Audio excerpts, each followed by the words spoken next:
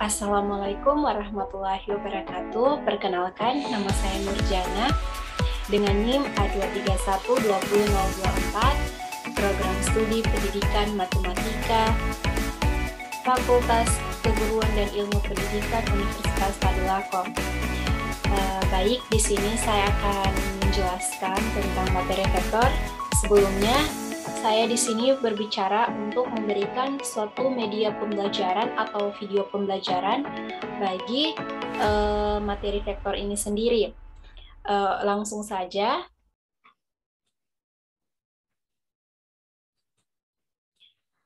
Apa sih itu vektor? Vektor itu adalah suatu besaran yang memiliki panjang dan arah. Sebuah vektor dapat dinotasikan dengan beberapa ketentuan. Yang pertama itu satu huruf kecil bercetak tebal, misalnya U, V, W. Jadi ini dikatakan vektor. Yang kedua, satu huruf kecil dengan garis bawah, misalnya U vektor, V vektor, W vektor. Ini dikatakan vektor. Yang ketiga, satu huruf kecil bertanda panah di atasnya, misalnya vektor U, vektor V, dan vektor W. Ini dikatakan vektor juga. Yang keempat, dua huruf kapital yang menunjukkan ruas garis berarah. Misalnya, ruas garis dari titik A ke titik B dapat dilambangkan dengan vektor AB atau sebaliknya. Next. Di sini, maka bentuk dari vektor bisa kamu lihat pada gambar berikut. Jadi, yang sebelah sini, ini dikatakan adalah bentuk vektor. Ini vektor, dan ini vektor. Ini vektor A, vektor B, dan vektor C. Nah, kenapa di sini dikatakan vektor? Vektor A sama dengan vektor C. Bisa diperhatikan di sini, ini vektor A, sedangkan ini vektor C. Vektor A dan vektor C memiliki arah yang sama, tetapi letaknya berbeda. Makanya, kenapa sampai dikatakan vektor A itu sama dengan vektor C? Karena memiliki arah yang sama. Selanjutnya, vektor. Besaran vektor. Secara umum, besaran vektor dapat digambarkan dengan menggunakan ruas garis berarah atau anak panah. Ya, seperti ini pada gambar. Lihat pada gambar. Ini dikatakan, yang bulat-bulat ini dikatakan anak panah menyatakan arah vektor. Jadi, jika hanya berbentuk garis seperti ini dikatakan garis, tapi tidak memiliki arah, maka dia belum dikatakan vektor, karena tidak memiliki arah vektor. Sedangkan vektor itu harus memiliki arah. Lalu ini dikatakan, garis ini dikatakan panjang ruas garis, menyatakan panjang vektor atau besaran vektor. Jadi, jika hanya garis, maka itu garis. Tapi jika mempunyai arah vektor atau panah, dia dikatakan vektor. Garis vektor. Oke. Next, pada gambar ini juga, ini namanya di sini titik A, ini titik B. Titik B adalah titik ujung vektor. Jadi yang ada anak panahnya ini dikatakan ujung dari vektor. Sedangkan titik A adalah titik pangkal. Jadi awal mulanya garis ini awal mulanya titik A ini untuk menyatakan garis, sehingga terdapatlah titik ujung dari vektor itu sendiri. Ini dikatakan vektor U. Vektor di samping dinamakan vektor AB atau vektor U. Bisa kita katakan vektor AB karena berasal dari titik A atau titik pangkal vektor dari A menuju titik ujung vektor, yaitu di B. Lanjut. Oke. Pada gambar juga, di sini ada vektor.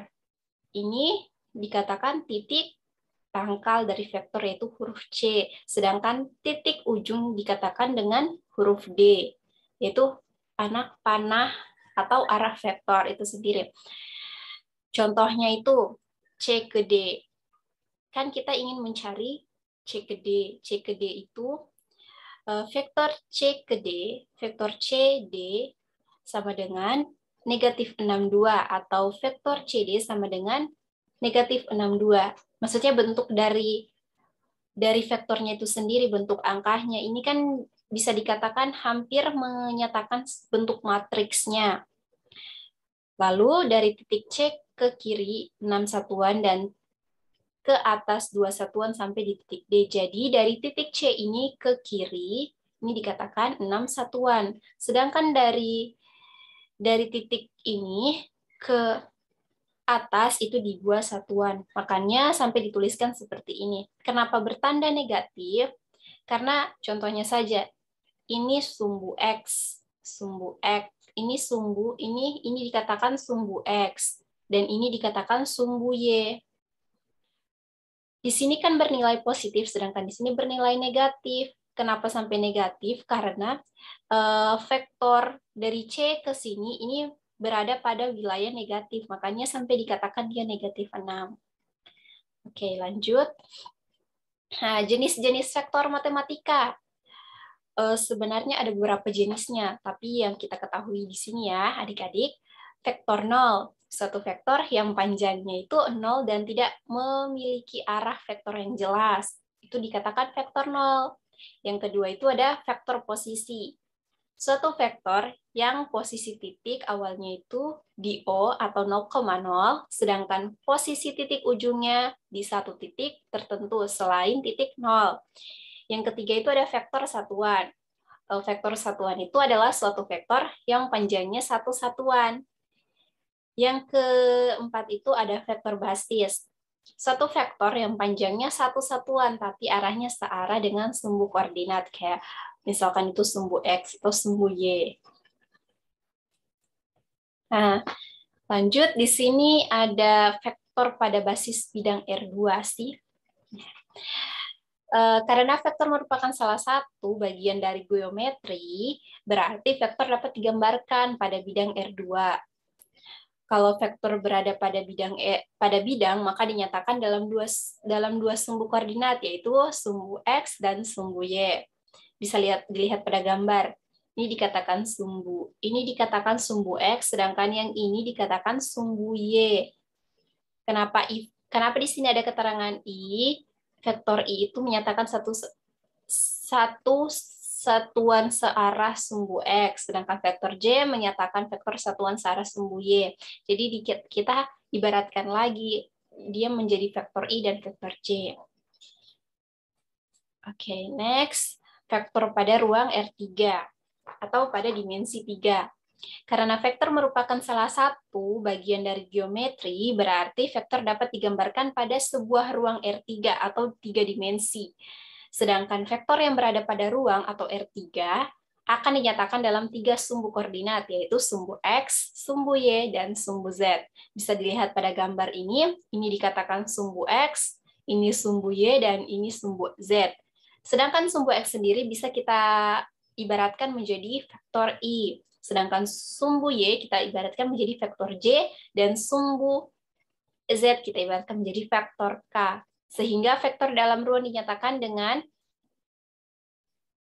vektor P sama dengan X1Y, Y1, Z1 sama dengan X1I tambah Y1J tambah Z1K.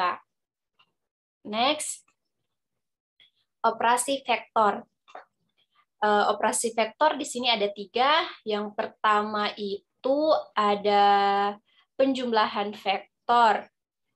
Dalam penjumlahan dua vektor, secara geometri terdapat 2 macam cara penjumlahan yang bisa digunakan, yaitu cara segitiga dan cara jajaran genjang. Yang selanjutnya itu ada pengurangan vektor. Pengurangan dua vektor pada dasarnya sama dengan penjumlahan kedua vektor. Namun secara geometri yang membedakan adalah terdapat salah satu vektor yang memiliki arah berlawanan sehingga bernilai negatif. Sedangkan secara aljabar hanya mengurangi titik pada koordinat vektornya sendiri. Yang ketiga itu ada perkalian vektor dengan skalar. Perkalian antara vektor dengan skalar adalah hasil kali suatu bilangan skalar K dengan sebuah vektor A. Jadi seperti itu. Jadi operasi vektor itu ada 3 ya adik-adik.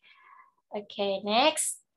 Mari mulai eksplorasi soal-soal ya, biar pemahaman kita semakin bertambah, sehingga kita bisa mengerjakan soal-soal matematika yang memang dianggap susah dan sangat-sangat, ya bisa dikatakan soal-soal HOTS. Oke, lanjut. Oke, di sini ada contoh soal pertama ya. Diketahui titik A ada 3 negatif 5, dan titik B negatif 2 dan 7. Tentukan hasil operasi tersebut. Jadi di sini adik-adik kita disuruh untuk mengoperasikan kedua vektor tersebut, yaitu vektor A dan vektor B. Lalu yang ditanyakan itu komponen yang A, bagian pertama A, komponen vektor AB. Yang kedua itu ada B, modulus atau besar vektor AB. Jadi di sini kita akan mengerjakan dua sekaligus bentuk pertanyaan yang akan ditanyakan pada soal tersebut. Jadi kita jawab saja untuk bagian A, komponen vektor AB. Jadi kita masukkan nilainya. Vektor AB sama dengan kita kali menyilang antara tadi. Jadi, negatif 2 ini di bagian titik vektor B, diketahui titik B ada negatif 2 dan 7, sedangkan titik A itu ada 3 dan negatif 5. Jadi, vektor B ini, titik bagian pertama, negatif 2 dikurang 3, sedangkan ini 7 dikurang negatif 5. Maka hasilnya negatif 2 dikurang negatif 3, hasilnya itu negatif 5. 7 dikurang negatif 5, hasilnya 12. Bagian B, modulus atau besar vektor. Jadi vektor AB-nya yang ditanyakan lagi, besar vektor. Ya, jadi mutlak vektor AB sama dengan akar ini dari hasil komponen vektor AB. Kita masukkan dalam rumus. Jadi negatif 5 pangkat 2 tambah 12 pangkat 2. Jadi akar dari negatif 5 ini adalah 25. Sedangkan akar dari 12 adalah 144. Jadi hasilnya adalah akar 169. Akar dari 169 adalah 13. Mudah kan adik-adik? Mari kita lanjut ke soal berikutnya. Soal yang kedua. Hitunglah jumlah dari dua buah vektor berikut. Jadi di sini ditanyakan untuk menghitung jumlah dari dua vektor. Yang pertama itu vektor A itu sama dengan 2, negatif 35, dan vektor B sama dengan negatif 1, 4, negatif 2. Pertanyaan bagian B, vektor A sama dengan 2i tambah j kurang 4k, dan vektor B sama dengan 3i tambah 5j tambah k. Oke, langsung saja kita kerjakan. Jadi bentuk penyelesaiannya seperti ini ya. Untuk bagian A, itu kan kita disuruh untuk menjumlahkan. Berarti kita jumlahkan kedua vektor, yaitu menggunakan operasi vektor. Jadi kita menggunakan operasi penjumlahan pada bagian ini. Jadi vektor A tambah vektor B sama dengan 2, negatif 3, 5, tambah negatif 1, 4, negatif 2. Jadi kita tinggal masukkan ya. Langsung saja 2 tambah negatif 1, negatif 3, tambah 4, 5, tambah negatif 2. Maka hasilnya adalah 1, 1, 3.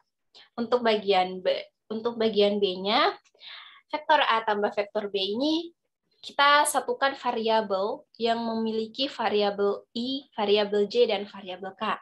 Jadi di sini ada variabel I. Variabel I kita satukan yaitu 2 tambah 3. Terus tambah 1 tambah 5 kali J tambah negatif 4 tambah 1 kali K. Maka kita jumlahkan, maka hasilnya itu adalah 5I tambah 6J kurang 3K. Mudah kan adik-adik? Oke, next. Ada soal yang ketiga. Contohnya, diberikan vektor A sama dengan 5, 7, dan vektor B 3, negatif 2. Tentukan hasil kali vektor A dan vektor B. Berarti kita menggunakan lagi operasi pemvektoran. Operasi vektor, yaitu menggunakan perkalian. Oke, lanjut. Penyelesaiannya diketahui vektor A itu sama dengan 5, 7. Kita ubah ya adik-adik. Jadi A1 sama dengan 5, A2 sama dengan 7. Dan vektor B-nya itu 3, negatif 2, B1 adalah 3, B2 adalah negatif 2. Kita kalikan ya adik-adik. Vektor A kali vektor B sama dengan A1 kali B1 tambah B2 kali A2 kali B2. Jadi 5 kali 3, 7 kali negatif 2. Hasilnya 15 tambah negatif 14, hasilnya 1. Jadi hasil perkalian vektor A dan vektor B adalah 1. Oke, next. Di sini ada penjelasan sedikit ya adik-adik. Sudut antara kedua vektor diketahui. Diberikan vektor A sama dengan A1, A2, vektor B, B1, B2. Dan sudut yang dibentuk oleh vektor A dan vektor B adalah alfa, yaitu simbol alfa. Perkalian antara vektor A dan vektor B dirumuskan sebagai berikut. Ternyata ada rumusnya ya adik-adik. Oke, di sini vektor A kali vektor B sama dengan mutlak vektor A kali mutlak vektor B kali cos alfa. Jadi ini rumusnya ya adik-adik. Jika diketahui ada dua buah vektor, lalu terdapat sudutnya dari kedua vektor tersebut, maka itu diibaratkan sebagai alfa. Nanti kita coba ada soalnya adik-adik. Jadi sudut antara kedua vektor yang berikutnya ini sudut antara kedua vektor tidak diketahui. Jadi jika kedua vektornya itu tidak diketahui, maksudnya kedua vektor diketahui tetapi tidak sudutnya. Kalau yang pertama terdapat dua vektor sedangkan sudutnya diketahui, dan ini tidak, berarti kebalikannya ya adik-adik. Diberikan vektor A sama dengan A1, A2, dan vektor B sama dengan B1, B2. Hasil kali kedua vektor dirumuskan sebagai berikut. Jadi ada dua rumus ya adik-adik. Jadi rumusnya itu vektor A kali vektor B sama dengan A1 tambah B1 tambah A2 B2. Jadi jika di soal diketahui sudut, maka kita menggunakan rumus ini. Tapi jika di soal tidak diketahui sudut, maka kita gunakan rumus ini seperti contoh sebelumnya tadi adik-adik. Oke, next. Nah, ini tadi contoh yang memiliki sudut jika sudutnya diketahui. Contohnya, apabila A, vektor A sama dengan 2, negatif 3, dan vektor B, negatif 4, 3, maka vektor A tambah vektor B sama dengan 2 tambah negatif 4, 3, negatif 3 tambah 3, maka hasilnya negatif 2 sama dengan 0. Yang bagian berikutnya diketahui panjang vektor. A-nya itu diketahui panjang vektor mutlak vektor A, nilai mutlak vektor A sama dengan 2, dan panjang vektor B sama dengan 4. Sudut antara vektor A dan B adalah 60 derajat. Jadi di sini alfanya itu diketahui 60 derajat. Maka vektor A tambah vektor B itu akar, tadi diakarkan ya adik-adik, vektor A kuadrat tambah vektor B kuadrat tambah 2AB cos theta. Sama dengan akar 2 pangkat 2 tambah 4 pangkat 2, kita masukkan tadi ya, A-nya itu sama dengan 2, B-nya itu sama dengan 4, kita pangkatkan. A-nya sama dengan 2, B-nya sama dengan 4. Jadi, akar 2 pangkat 2 tambah 4 pangkat 2 tambah 2 kali 2 kali 4 cos 60 derajat. Hasilnya itu sama dengan 2 pangkat 2 sama dengan 4, 4 pangkat 2 sama dengan 16, 4 kali 4, 2 kali 2 sama dengan 4, kali 4 sama dengan 16. Cos 60 derajat adalah 1/2. Jadi hasilnya itu sama dengan akar 28 sama dengan 2/7. Jadi kenapa 2/7? Karena 4 kali 7 adalah 28, maka akar dari 2 ini bisa kita jabarkan kembali menjadi, akar dari 4 itu bisa kita jabarkan kembali menjadi 2. Jadi 2 akar 7. Oke, adik-adik. Itulah tadi presentasi dari saya. Mohon maaf jika ada kesalahan dan kekurangan dalam presentasi kali ini. Semoga ilmu yang saya berikan ini dapat bermanfaat bagi kita semua, sehingga matematika itu bukan suatu pelajaran yang susah, tetapi suatu pelajaran yang menarik untuk dikembangkan melalui media-media yang kita gunakan sekarang. Sekian dari saya. Wassalamualaikum warahmatullahi wabarakatuh. Dadah.